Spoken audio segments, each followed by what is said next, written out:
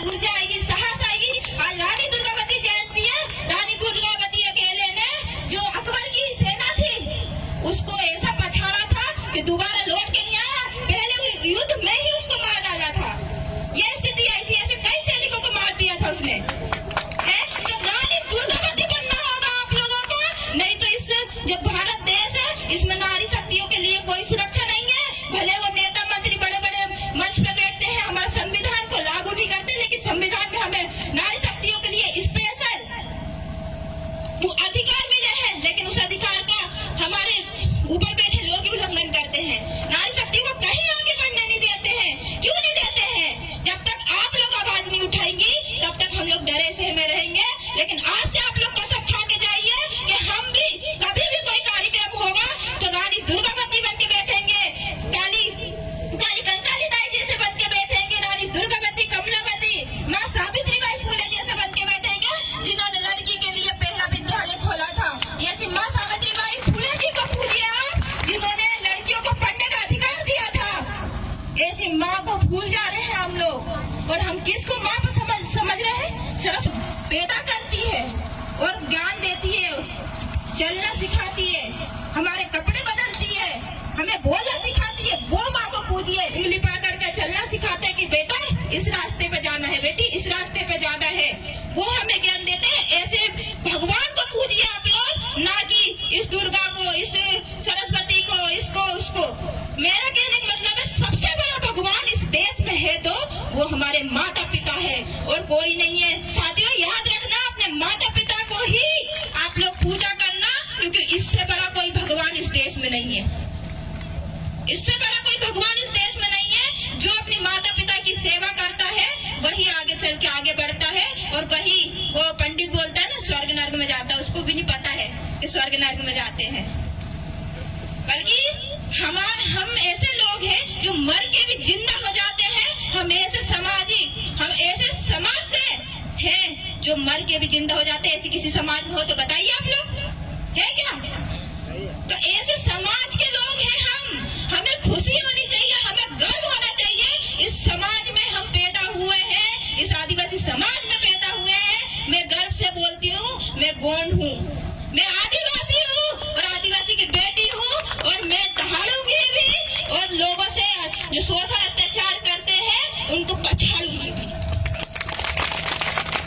तो मैं बस मातृ शक्तियों से, वो जो सियाने लोग बैठे उनके लिए भी बोलूंगी कि आप अपनी बेटियों को, अपनी बीवियों को, जो भी है आपके घर में मातृ शक्तियों को लेकर आइए। ऐसे सामाजिक कार्यक्रम में जोड़िए, ऐसे संगठनों में जोड़िए, तब जाके आपकी बेटी, जैसे आज मैं बोल रही हूँ, मेरे माँ बाप ने मुझे 10-10 दिन मैं घर से बाहर भी रहती हूँ ना, तो सोचिए आप एक पिता है, जब आपकी बेटी घर से बाहर होती है तो दिल पे पत्थर रखकर भेजते हैं, कितनी दूर जा रही है लड़की।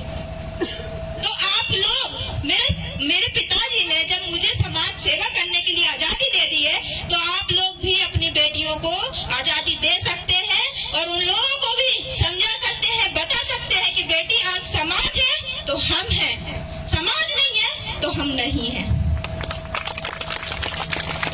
आप लोग बताइए और उनको संस्कृति भी बताइए, क्योंकि ज्यादातर क्या होता है, हमारी जो समाज की लड़कियां हैं, हमारी जो समाज की लड़कियां, उनको संस्कृति नहीं पता है कि हमें किस गोत्र में शादी करनी है, किस जगह शादी करनी है, किस जगह नहीं करनी। तो वो क्या करते हैं, पंडितों के लड़के से, लड़कियों से शादी करते हैं। क्यों करते हैं?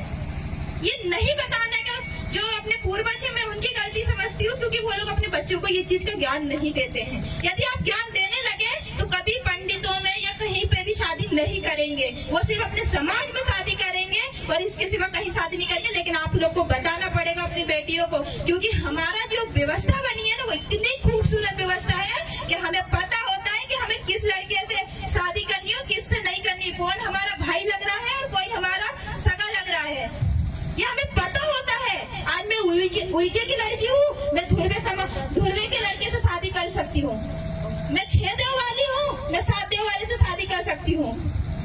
तो मुझे पता है, इसलिए मैं कभी गलती नहीं करूंगी कि मैं अदर कास्ट में जाऊँ, अदर लोगों से शादी करूँ या अदर लोगों के पास जाऊँ। मैं नहीं जाऊंगी, क्योंकि मेरी व्यवस्था इतनी सुंदर है, मेरी संस्कृति इतनी सुंदर है। मैं प्रकृति में रहने वाली लड़की हूँ, मेरा समाज प्रगतिवादी है, समाज प्रगति को पूजने वाला है, किसी पाखंडवाद को बढ़ावा नहीं देता मेरा समाज। लेकिन मेरे समाज को वही जानकारी नहीं होता, तो हम जैसे युवा लोगों को दुख होता है, बहुत ज्यादा दुख होता है कि हमारा समाज आज पाखंडवाद में उलझा पड़ा है, इसके सिवा उसको कुछ नहीं पता। लोग इसी का फायदा उठा रहे हैं और आज वो सत्ता पे बैठे हैं और सत्ता को आज चला रहे हैं और हम गुलाम की जिंदगी जी रहे हैं। क्या आप लोग ऐसे चाहते हैं कि गुलाम की जिंदगी जीना आप लोगों को नहीं चाहते ना? तो क्यों आप लोग अपने वोट को सिर्फ चंद पैसों में बेच देते हैं? एक बोतल आती इतनी बड़ी, उसमें बेच देते हो, एक मुर्गा में बेच देते हो। आप अपने वोट को इतने हल्के में लेते हो। अरे आपके बीच में अपने समाज का हो चाहे कोई हो, लेकिन अपने बीच में आके वो बैठ रहा है, खाना खा रहा है अपने समाज की या इस देश में कहीं की भी यदि वो समस्याओं के ऊपर आवाज उठा रहा है, तो हमें ऐसे लोगों को वोट देना चाहिए। नहीं तो एरे गेरे नत्थु गेरे तो बहुत आते हैं, ऐसे लोगों को वोट देना चाहिए। हमारा वोट बहुत कीमती है, क्योंकि हम पूरा 5 साल इनको दे देते हैं और एक रुपए दो कई बोतल मिलती है, तो नाम भी नहीं आता उसका ना, उसमें बिक जाते हैं हम लोग। क्यों बिक रहे हो आप लोग? क्या आप लोग सिर्फ इतनी कीमत है आप लोगों की? क्या आप लोग कुछ एक बोतल में बिक जा रहे हो? यही कीमत है आप लोगों की? ये कीमत है? मुझे शर्म आती है कभी कभी तो कि हमारी वोट की कीमत ये नहीं डाल रहे, क्योंकि सबसे बड़ी ताकत हमारी वोट की ताकत है। हम चाहेंगे तो राजा बना सकते हैं और हम चाहेंगे तो उसको मिट्टी में मिला सकते हैं। साथियों, मिट्टी में मिला सकते हैं, ये हमारी ताकत है। तो आप लोग सोच समझ के ऐसा नेता चुनिए।